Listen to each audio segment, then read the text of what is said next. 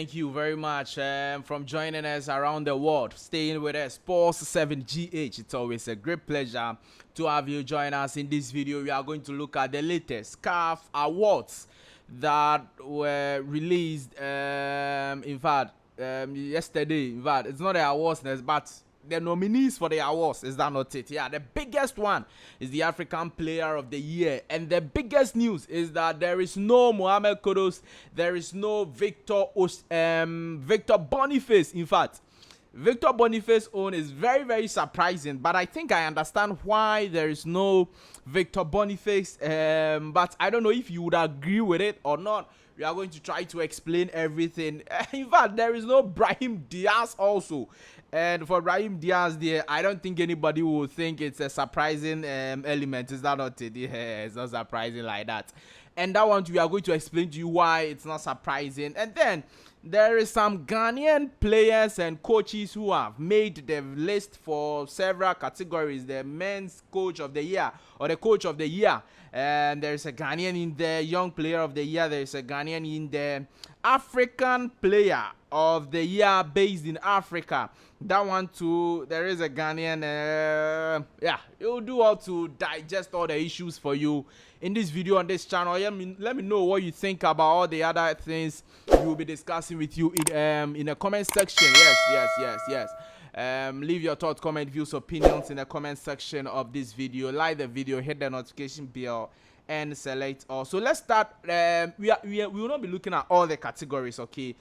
We are looking at some of the very, very key categories of special interest to you, the viewers, and everyone. Now, the coach of the year is where it looks like MS Far will win this one hands down, because in an African Cup of Nations year, if AFCON is hosted, in fact, there is no other coach that can overthrow him in this particular award. So I think a mess fair of Ivory Coast will be winning this award. But of course, there is Pedro Goncalves of Angola, who is doing very well with Angola. Ibrahim Traore of Burkina Faso, Marcel Koller. And then there is Jose Gomez. There is Sebastian Dassabri of DR Congo. Mess fair. There is Mozambique's coach. That is Chinkwenho Konde. I hope you forgive me if I don't get the name right. South Africa's Hugo Bruce is in there. And then Florent Ibenge of Zamalek. Florent Ibenge is in there. And then we have Alright. Florent Ibenge is not of Zamalek, is that not it? He's of Al Hilal. And then Kwesi Appiah of Sudan. Yeah, so the Kwesi Appiah bit is where we have a Ghanaian coach in there. Yeah, so that's how things are for the coach of the year. But in my estimation, in an African Cup of Nations year, the winning coach is obviously the coach of the year in Africa.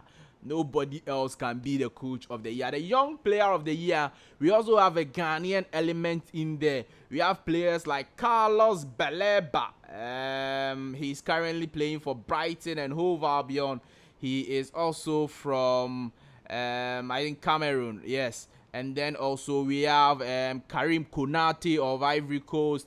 We have Omar Diakite of Ivory Coast. Jankumba Minta of Gambia, currently playing for Brighton and Hove Albion. We have Abdul Aziz Issa of Ghana, currently playing for FC Barcelona La Masia. Yes, so Abdul Aziz Issa, he's in there because of his exploits in the CAF Confederations Cup. He did very well with Dreams FC, going all the way to the semi-finals of the competition, scoring 4 goals, joint top scorer in the rest. So 18-year-old, very, very young player of the year. He's in there. Bilal Kanous is also there. He went to the Olympic Games, did very well. Arsene Ben Sege of Morocco, Al Hadid, Malik Diop, Lamine Camara of Senegal, and then Amanala Mimichi of Tunisia. So these are the young player of the year. For the young player, there is a very, very close call, because you have 2 Ivory Coast players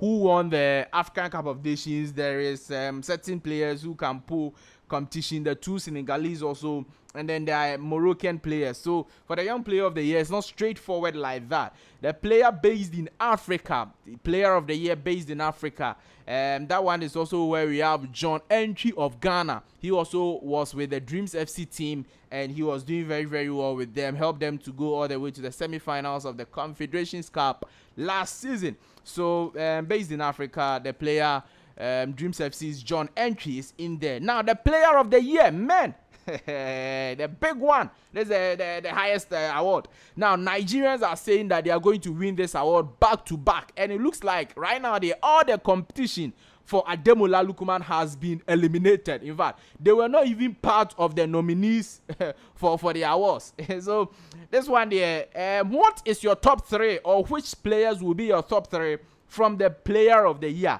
Now, the first competition for Ademola Lookman was his Nigerian counterpart, Victor Boniface. Victor Boniface granted an interview saying that he thinks he's going to win the award because he did very well on the individual level with Bayer Leverkusen and the rest. But the reason why Victor Boniface isn't part of this Player of the Year nominees is that he wasn't part of the AFCON. He wasn't in the AFCON team. He was injured and couldn't take part in even a single game for the in the African Cup of Nations for Nigeria.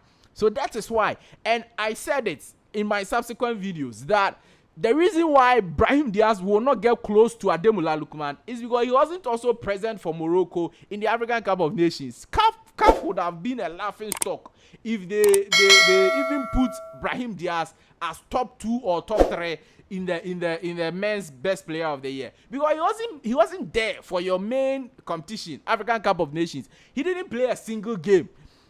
And even the Real Madrid, we are saying, oh, he went all the way to win a Champions League and the rest. No, he was a bench player. It wasn't like he scored this number of goals, he scored this crucial goal, he scored a winning goal in the CAF Champions League, in the UEFA Champions League or something. Do you get that point? So it would have been a serious offense for CAF to include Brahim Diaz in all of this. It would have been a laughing stock. So if you look at the list, clearly they are players who performed very well at the African Cup of Nations and who have also performed very well with their club sides. That is the list we are having with the men's player of the year. So you get the likes of Simeon Adingra, fantastic performance in the finals of the African Cup of Nations. We have Chancellor Mbemba of DR Congo doing very well with Marseille and then DR Congo. We have Sekou Guirassy for Stuttgart. He scored a lot of goals with Stuttgart. He's doing very well with Dortmund right now. Came to the AFCON with Guinea and did very well. Ashraf Hakimi, Edmond Tapsoba of Burkina Faso, Amin Guri of Algeria, they are in the squad, and then Sofiane Rami, of Morocco is in the squad, and then Ademola Lookman and William Trust Ekong are all in the squad, and then we have Ranwin Williams of South Africa. I think Ranwin Williams should be part of the top 3 because he's part of the Ballon d'Or nominees. Oh yes, Ranwin Williams is part of the Ballon d'Or nominees. And when it comes to Africa, Sandals, they're also doing very well with Africa. They won the African Football League, the first edition. They've been doing very well in the CAF Champions League also. And Ranwin Williams have been a top conversator or somebody we are always talking about in Sandals. All right, so Ranwin Williams should be part of the top 3 for me. Ademola Lookman obviously should be part. He's the top 1. He's winning the thing. He doesn't have a competition in this thing now. So Ademola Lookman should also be there. I would have chosen William Trostekong to be part of the top 3. But I think that Sekou Guirassy should be part of the top 3. And, William Trostekong is the best player of the African Cup of Nations. So it will be very difficult for CAF also not to have their best player of the African Cup of Nations as part of the top 3, final top 3 for the men's best player of the year. So that's going to be a tough order. But if you look at the goals and contributions Sekou Guirassy had with the Stuttgart team, in fact, he helped Stuttgart to qualify for the UEFA Champions League. He came to Dortmund, and this season he's still scoring goals and doing very well. They came to Real Madrid, Bernabeu just recently. He assisted the first goal, and Sekou Guirassy will prove a point. But I think that maybe Simeon Adingra is also having a competition. He can also be there. William Trostekon is going to be difficult. It's really, really going to be difficult. But I think that the top two is going to be Ronwin Williams and Ademola Lookman. I don't have the final say. You can also leave your thoughts, comment, views, opinions in the comment section of this video. Let me know what you think about all these things I'm discussing with you in the comment section of this video. So these are the players, but Mohamed Kudus, Ghanaian player, also didn't make the men's player of the year. Yes, because Ghana had a poor AFCON. That's the truth. Even though Kudus scored 2 goals versus Egypt in the African Cup of Nations, Kudus was fairly good.